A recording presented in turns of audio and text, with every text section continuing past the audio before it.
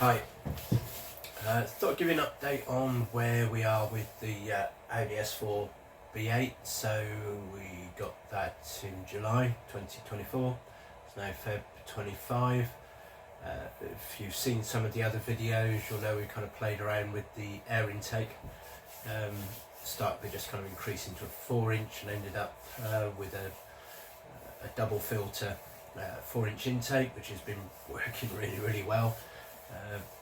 Really kind of pleased with that, impressed with some of the kind of aspects of it.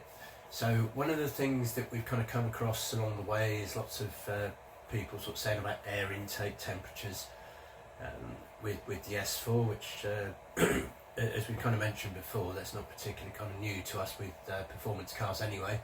The more you increase the power of an engine, the more you increase the heat. There's no reason that the S4 should be any different to any other car. Lots of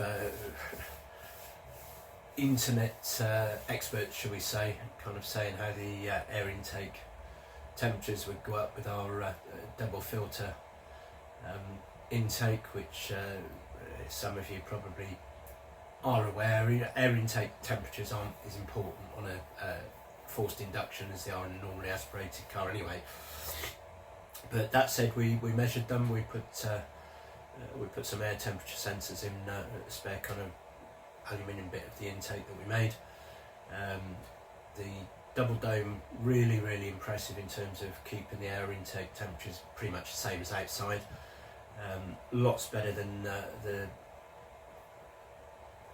have to be careful with the word in there, so don't want to get sued, but lots of intakes have a heat shield, as they would call it, which protects the air intake or the filter side, if you like. Disadvantages of that is that they actually block the Audi air intake, so the cool air that comes into the car, so you get cooling through the radiator, so that comes the air comes through the grille, cools the radiator, which cools the engine through the water obviously. You then have two separate intakes on the fog, where the fog lights are. So these are designed to actually cool the exterior of the engine. The radiator cools the interior. So the problem with some of these air intakes that are designed for drag racing is, yep, they're great for drag racing, but they actually block the cold air that comes in through the, if you're a UK person, through the driver's side, proper side, of the car to cool that right bank of the cylinders. So as you increase the power, you're also increasing the heat. If you're blocking that cold air coming in, then you are going to increase that air temperature on the right bank of cylinders, potentially causing some problems. Some of you know from the other videos that my kind of last 13 years have been playing around with Porsche Boxster S's, particularly that mid-engine car. They have that same issue. They deal with getting the air out with an extractor fan. But one of the problems with running high air temperatures around the engine is bore score. So potentially you're increasing your risk of bore score on that right bank of cylinders, those three, if you are increasing the heat.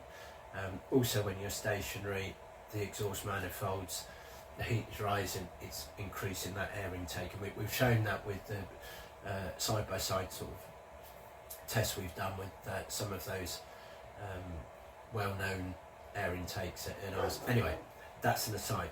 So, as I say, the air intake, great, that went well. We said we'd kind of keep you posted on anything else we did and played around with. So sticking with the theme, we were looking at, okay, let's see if we can reduce those air intake air temperatures under the bonnet, not the air intake, sorry. So we kind of looked around as the obvious ones. Raising the bonnet used to be the thing with the race cars we used to do at the back. Unfortunately, aerodynamics have come on quite a bit these days, and actually raising the bonnet at the back does not mean you're going to extract the heat from it. Maybe when you're stationary. When you're moving, you stand the risk of actually pushing the hot air back in. So that was a no-no. So the other option, which is the tried and tested for go to any sort of stage rally or any other performance motorsport where cars are running a long time under full under full load, is to put bonnet vents in. So we go, okay, we'll kind of give that a go. So looked around, firstly aesthetically, don't want a Subaru big scoop on the bonnet. That's not what we're looking for, something a little bit subtle. Lots and lots of different types of vents around. What's going to fit the car, the round, I quite like the Cosworth, Escort Cosworth ones, but they don't look very good on the car. So we ended up with some Ford Focus ST vents as being probably the best one that we could kind of use in terms of aesthetics. So I should say at this point, not that overly impressed with the look of the car. It's function over form, really. I don't think it's the prettiest thing having the vents on, but anyway, they're there, just giving you that kind of feedback. Whether it's good or bad, we'll give you the feedback of whatever we play around with. So bonnet off, having a look around where we're going to stick them. So we did a few runs down the dual carriageway, post-it notes to have a look at airflow, see where the air's flowing, whether they go flat, whether they go, etc, etc. I did have an accident with the phone, so we videoed a lot of this stuff to be able to give you a running sort of documentary. Unfortunately, very, very limited as you will see. It was just a friend's phone that I had to take a few photos, and that's all we can show you, so I'm going to have to sort of take you through it as you will. So we looked at where the air is pushing down flat, for want of a better kind of word, on the post-its we put on the bonnet, which narrowed down where we were going to put it. So it was on the bottom half, if you like, or the front half rather, if you're looking at the car. That's where the air is going to be best to create a vacuum for the car to put the vents in. So okay, that's nice and easy. It also means that when the car's stationary, the hot air from the radiator, etc., is going to escape from those vents. So that was all pretty straightforward. Then came the problem. The bonnet is extremely heavy. It's way too heavy to just be a covering. So I'll kind of guess here, somebody might be able to correct me, but the guess is that actually this is part of the structural part of the car. So in terms of crash, etc., part of the crumple zone, the bonnet is part of that. It's really heavy, it's really rigid. The cross braces, which you may or may not have seen underneath, which most cars have to support effectively what's a flimsy bit of steel, these are quite heavy duty. So we kind of erred away from cutting those for that reason, which did very much narrow down where we could put those vents. So we've gone as close as we can to those spars from the bottom. So if you take off the soundproofing, you'll kind of see those bars and what I'm on about, and mounted them, as I say, in as best we could with the limitations that we've got, which results in what I think is not a particularly pleasing kind of vent arrangement on the front.